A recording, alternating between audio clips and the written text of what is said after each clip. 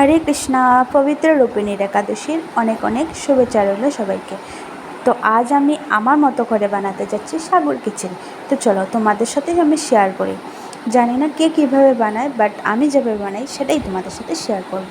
তো ফার্স্টে আমি এখানে সানফ্লাওয়ার অয়েল নিয়ে নিয়েছি।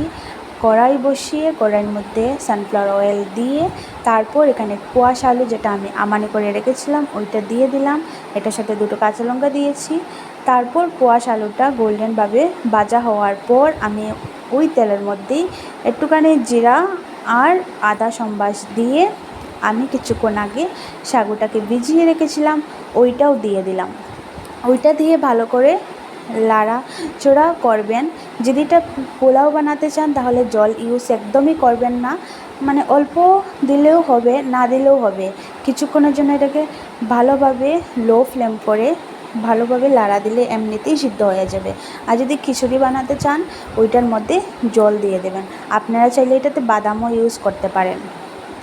তো আমি এবার জল দিয়ে এটাকে ঢাকা দিয়ে দিলাম কিছুক্ষণের জন্য। তারপর আমাদের খিচুড়ি দেখতেই পাচ্ছ তোমাদের সামনে রেডি। তো খেতে অনেক টেস্টি হয়েছিল, তোমরা করে বানিয়ে খেয়ে দেখবে। হরে কৃষ্ণা, হরি বল। আজকের জন্য টাটা, বাই বাই।